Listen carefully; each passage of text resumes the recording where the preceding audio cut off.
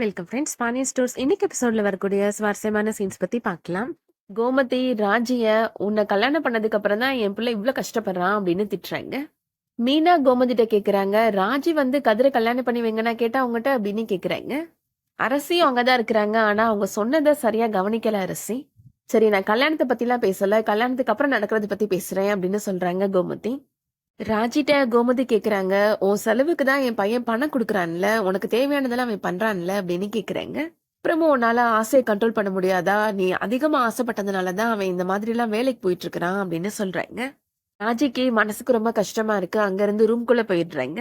நீங்க எதுக்காகத்த தேவையில்லாம ராஜியை திட்டுறீங்க அப்படின்னு மீனா ராஜிக்கு சப்போர்ட் பண்ணி பேசுறாங்க. ராஜி டியூஷன் எடுக்க போனதுனால தானே என் பிள்ளை இப்ப நைட்டெல்லாம் கண் முழிச்சு வேலை பார்த்துட்டு இருக்கிறான் அப்படின்னு சொல்றாங்க கோமதி.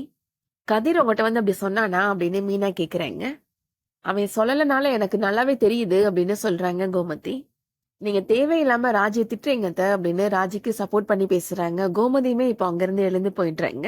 நைட்டெல்லாம் இப்போ ராஜி தூங்காம ரொம்ப ஃபீல் பண்ணிட்டு இருக்கிறாங்க. நான் காலேஜ் படிச்சுட்டு இருக்கும்போது எனக்கு கல்யாணம் பண்ணி வைக்காதீங்கன்னு எங்க வீட்டுல இருக்கவங்க எல்லார்ட்டையும் எவ்வளவோ சொன்னேன், யாருமே கேட்கல அப்படின்னு சொல்றாங்க. அவங்க கல்யாண ஏற்பாடு பண்ண போய் தான் இந்த மாதிரியான பிரச்சனை எல்லாம் வந்துச்சு. நான் திருச்செந்தூருக்கு அவன் கூட போனேன் அப்படின்னு சொல்றாங்க. என் நகைய அவன் எடுத்துட்டு ஓடுனதுக்கு அப்புறம் ஒண்ணு நான் வீட்டுக்கு வந்திருக்கணும், இல்ல வேற எங்கேயாவது போயிருக்கணும். அத்தை சொல்ற பேச்சை கேட்டு கதிரை கல்யாணம் பண்ணது என்னோட தப்பு தான் அப்படின்னு ரொம்ப ஃபீல் பண்றாங்க. குடும்ப கௌரவத்தை காப்பாத்தணும்னு போய் இப்ப கடைசி என்னோட கௌரவம் போனதுதான் மிச்சம் அப்படின்னு ரொம்ப ஃபீல் பண்றாங்க. மறுநாள் காலையில இப்போ தங்கமயில் கோலம் போட்டுட்டு இருக்கிறாங்க. மீனா நின்னு பாத்துட்டு இருக்கிறாங்க. ராஜி இப்ப அவங்க வராங்க. தங்கமயிலுக்கு கோலம் போடுறதுக்கு ஹெல்ப் பண்றாங்க. இவ்வளவு நேரம் நின்னு வேடிக்கை தானே பாத்தீங்க மீனா, எனக்கு கோலம் போட கொஞ்சமாவது ஹெல்ப் பண்ணீங்களா, ராஜி கூப்பிடாமலே பண்றா பாத்தீங்களா அப்படின்னு சொல்றாங்க தங்கமயில். கோலம் போடுறதுக்கு தான் இப்ப அச்சுலாம் இருக்குதுல்ல அப்படின்னு சொல்றாங்க ராஜி. இருந்தாலும் காலையில ஒரு மணி நேரம் உட்காந்து மனசை ஒருநிலைப்படுத்தி கோலம் போட்டோம்னா அந்த நாள் ஃபுல்லாமே ரொம்ப நல்லா இருக்கும் அப்படின்னு சொல்றாங்க தங்கமயில். அப்படி போட்டா முதுகு தாங்க வலிக்கும் அப்படின்னு சொல்றாங்க மீனா.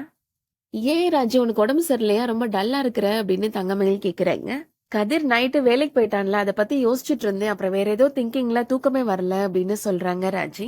இதுக்கிடையில கதிர்மே இப்போ அவங்க வந்துடுறாரு. கோமதி கதிர்கிட்ட ரொம்ப ஃபீல் பண்ணி பேசுறாங்க. எதுக்குப்பா இப்படி நைட்டெல்லாம் முழிச்சு வேலை பாக்குற அப்படின்னு கேக்குறாங்க. சரிம்மா, எனக்கு ஒரு காஃபி போட்டு கொடுக்குறியாமா அப்படின்னு கேக்குறாரு கதிர்.